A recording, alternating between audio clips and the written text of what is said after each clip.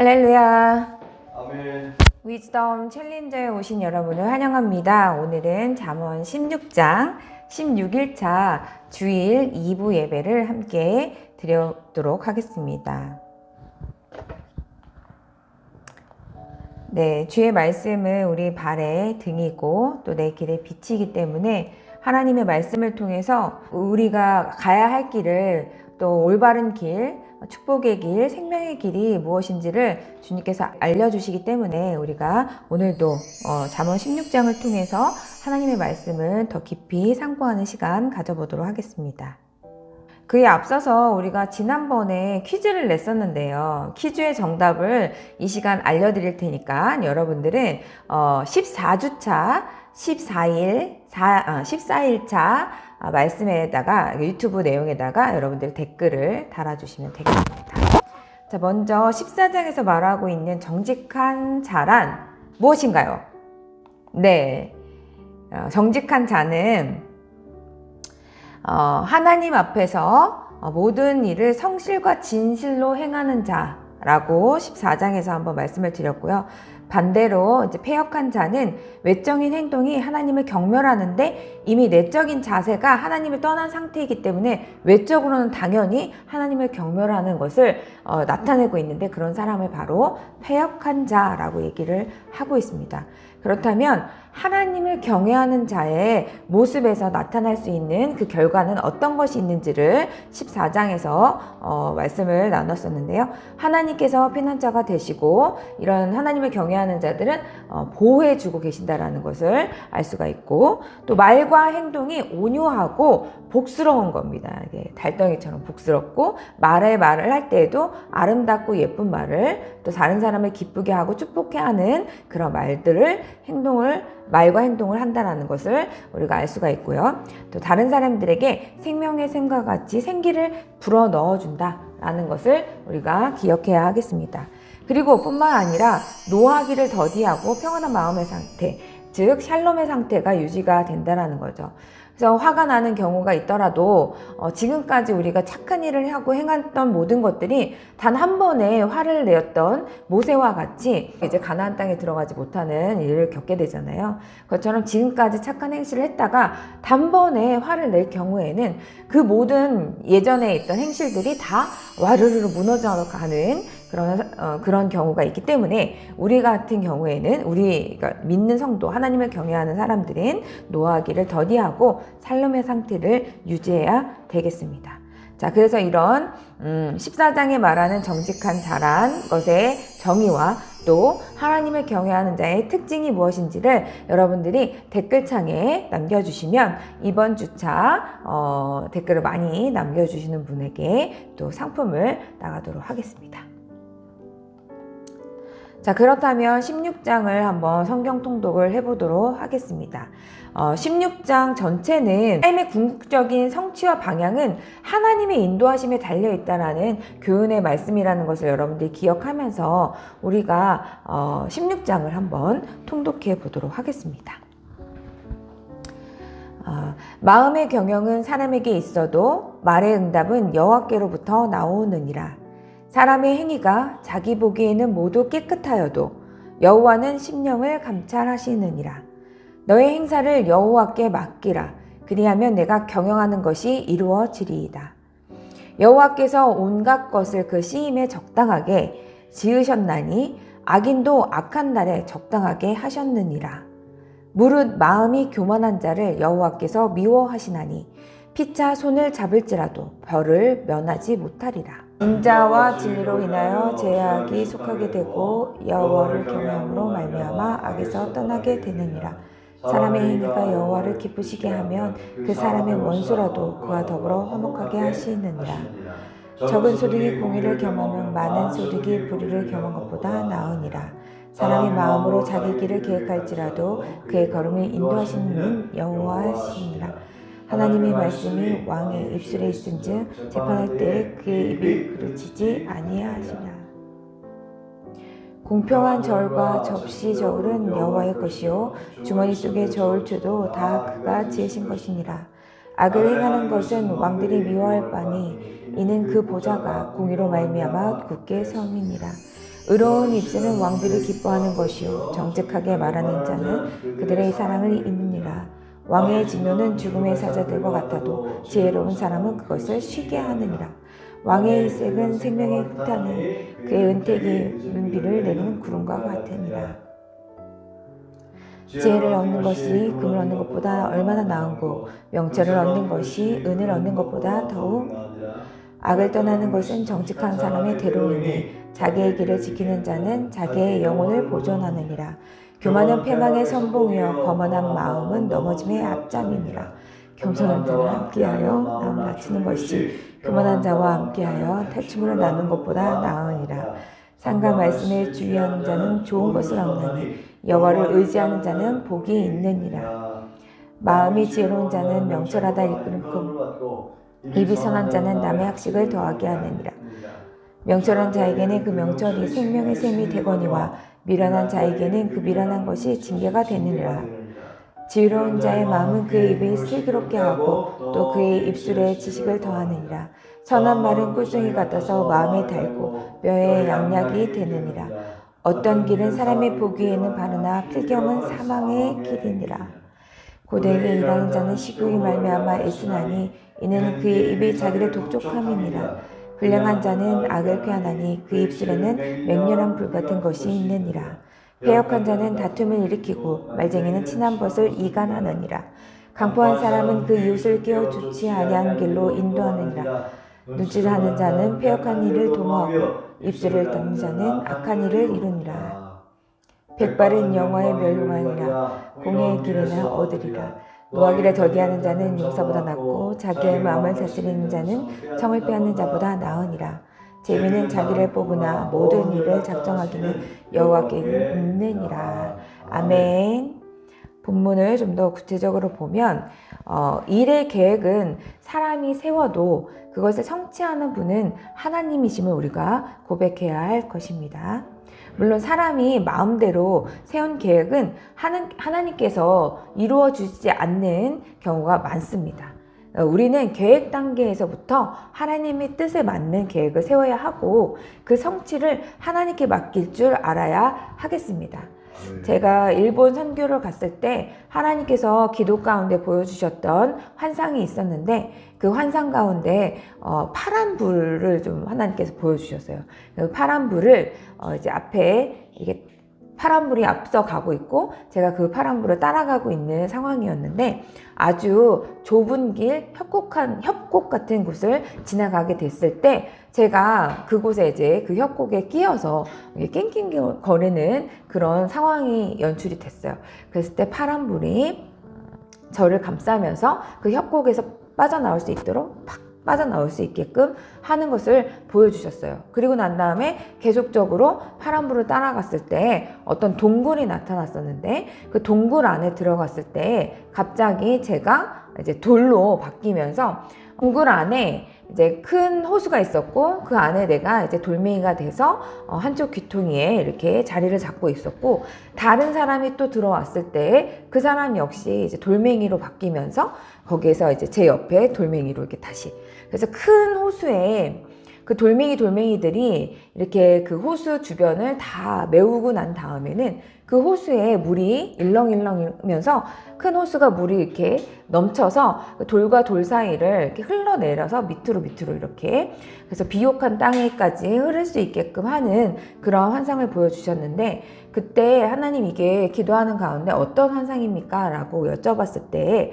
하나님께서 알려주셨던 것은 이제 파란 불은 제가 이제 해석하기로는 이제 파란 불이 성령님이라는 마음의 감동을 주셨어요. 그래서 그 파란 불을 따라갔을 때 저보다 그러니까 파란 불이 앞서갔었는데 성령보다 앞서지 말라는 교훈을 주시더라고요. 그리고 내가 뭔가 빠져나오려고 애쓰는 그 협곡에서 빠져나오려고 애쓰는 그런 상황 가운데서 하나님께서는 그 성령님보다 애쓰지 말라고 어떤 일에 성령님보다 애쓰지 말라라는 마음을 주셨어요. 그리고 또 그 파란불을 따라가서 그 큰 호수 동굴 안에 들어갔을 때 제가 이제 돌멩이가 돼서 이렇게 옆에 다른 사람들도 다 돌멩이가 돼서 이렇게 그 큰 호수를 감싸면서 그 물이 일렁였을 때 비옥한 땅을 비옥하게 만드는 것을 볼 수가 있었는데, 그때 주셨던 마음은 서로 연합함을 통해서 좀 하나님의 그 성령의 충만한 말씀이 흘러나갈 때 그게 연합함을 통해서 더욱더 강력하게 비옥한 땅을 만들 수 있다라는 그런 마음을 주셨어요. 그래서 지금 마음의 경영은 사람에게 있어도 말의 응답은 여호와께로부터 나오느니라. 자기의 길을 계획할지라도 그 걸음을 인도하시는 분은 여호와시니라 라고 얘기했던 것처럼, 우리가 성령님보다 앞서지 않고 성령님보다 애쓰지 않고 서로 연합함을 통해서 하나님의 일들, 하나님의 계획하심에 따라서 우리가 한 걸음 한 걸음 나아갈 때 하나님께서 우리가 알지 못하는 것까지 크고 비밀한 일들을 우리에게 보여주시고, 또 교회 가운데 서로 연합함을 통해서 하나님의 계획하신 일들을 이루어가면서 하나님의 기쁨이 되는 그런 미라클 포인트 교회와 또 이것을 시청하는 모든 유튜브 구독자님들이 있을 줄 믿습니다. 자, 그래서 이제 그 소유물에 대한 바른 이해로 11절서부터 15절까지의 말씀을 얘기를 해주시는데요. 11절에 공평한 저울과 접시 저울은 여호와의 것이요 주머니 속의 저울추도 다 그가 지으신 것이니라. 모든 소유는 여호와의 것이고 우리는 다만 청지기일 뿐입니다. 그래서 이렇게 공평한 저울과 접시, 이런 것들은 상거래에 사용하는 도구들이라고 할 수가 있는데, 이런 도구들조차도 하나님께서 지으신 것이라는 말은 공정한 거래에도 하나님께서 요구하시는 엄중한 정이라는 것입니다. 그래서 하나님께서 우리에게 지은 모든 것, 하나님께서 모든 지으신 것을 통해서 우리가 하나님을 나타내고 하나님을 드러내야 되는데, 거기에 우리가 공평과 공정을 통해서 하나님의 일들, 하나님께서 요구하시는 대로 엄중한 명령을 따라서 우리가 행해야 될 줄 믿습니다. 그래서 우리의 모든 소유는 하나님의 것이고 그분대로 정직하게 관리해야 되는 것을 우리가 기억하고, 우리에게 주어진 자그마한 그 물질 가운데서도 그 물질을 하나님께서 어떻게 사용하실지를 꼭 여쭤보고 우리가 해야 된다는 것입니다. 어떤 사람들을 도와줘야 할 때 인간적인 마음으로 그 사람을 많이 도와주고 싶은 마음이 있어요. 그런데 하나님한테 기도했을 때 하나님께서는 내버려 둬라 라고 말씀하실 때도 있어요. 그러면 우리는 우리의 생각을 내려놓고 하나님의 말씀에 순종하며 나아가야 됩니다. 왜냐하면 하나님은 다 계획이 있으시고 우리는 그 뜻을 다 알지 못하지만, 하나님은 그를 통해서, 그런 어려움을 통해서 하나님 앞으로 더욱더 깊이 있게 나오고자 하는 하나님의 깊으신 뜻이 있기 때문에 우리가 함부로 거기에 하나님의 뜻을 어긋나는 행동을 하시면 안 된다는 것입니다. 인간적인 마음으로. 그래서 이런 것들도 다 하나님께 여쭤보고 해놓은 것이 우리가 해야 할 바른 태도라는 것을 잊지 말아야 하겠습니다.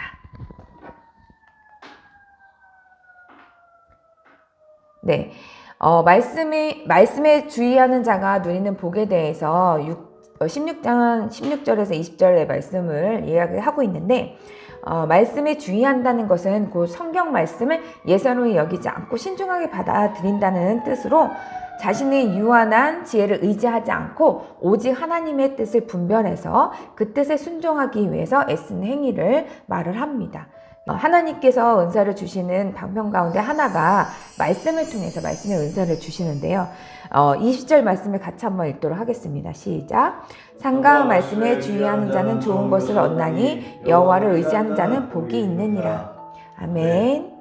네, 우리가 말씀에 따라서 하나님께서, 우리가 기도 가운데 하나님께서 음성을 주시는데 그 음성이 어디서 나오느냐? 하나님의 말씀을 깊이 있게 상고할 때 그 말씀을 통해서 우리에게 음성으로 들려주시는 것들을 많이 경험하게 됩니다. 그래서 하나님의 말씀을 주의 깊게 듣는 자에게는 하나님께서 좋은 것을 주신다고 해서 God is good God이라고 얘기했잖아요. 하나님 좋으신 하나님이기 때문에 우리에게 좋은 것을 주십니다. 그래서 옳은 길로 갈 수 있도록 늘 인도해 주시고, 네, 우리가 다 곁길로 갈 때에는 책망하시고, 모든 성경은 하나님의 감동으로 된 것으로 교훈과 책망과 바르게 함과 의로 교육하기에 유익하다라고 말씀하셨습니다. 그래서 이 말씀을 통해서 우리가 바른 길로 가기를 하나님께서는 간절히 원하시고, 그 길이 좋은 길이고 바른 길이고 축복의 길인 것을 우리가 잊지 말고 하나님을 의지하면서 나아가는 하루가 되기를 소망합니다.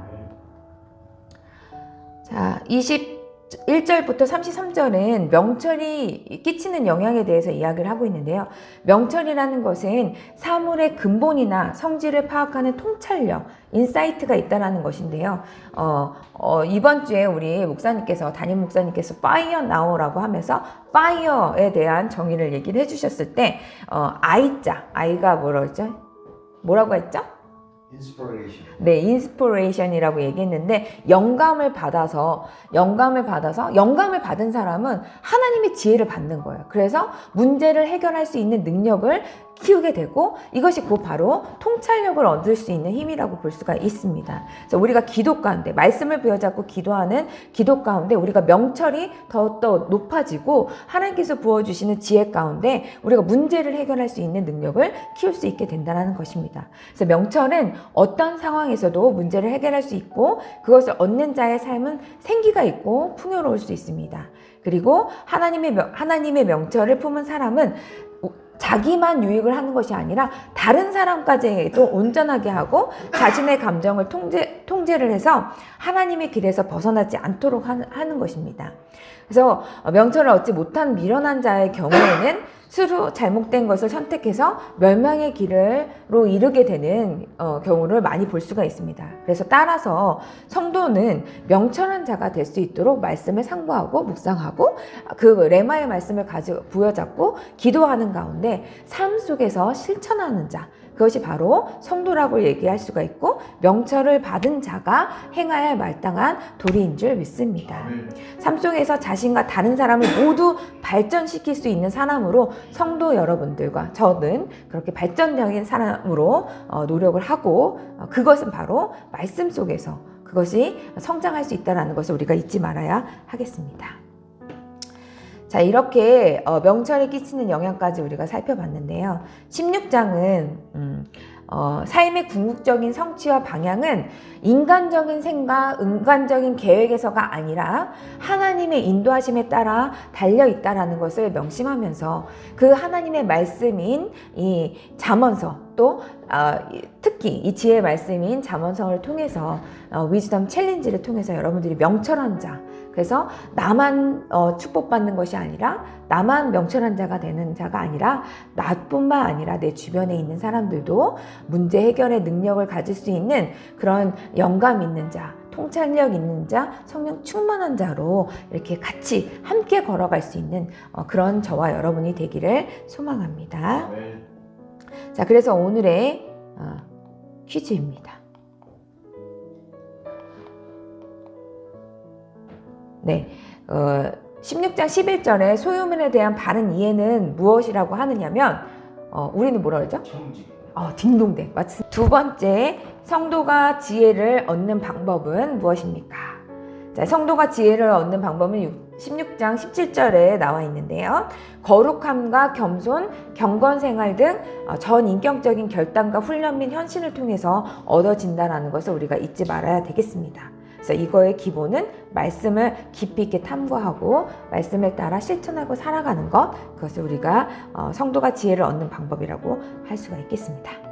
자, 16장을 통해서 여러분들 각자에게도 하나님이 주시는 레마의 말씀이 있을 줄 믿습니다. 우리 담임 목사님께서는 사람이 자기의 길을 계획할지라도 그 걸음을 인도하시는 분은 여호와 하나님이십니다 라고 기도를 많이 해주시는데, 에게 주시는 레마의 말씀을 오늘도 깊이 있게 상고하면서 힘있게 축복의 길로 가는 여러분이 되기를 축복합니다. 하나님께 영광과 감사를 올려드립니다. 자, 오늘도 승리하십시오. 할렐루야.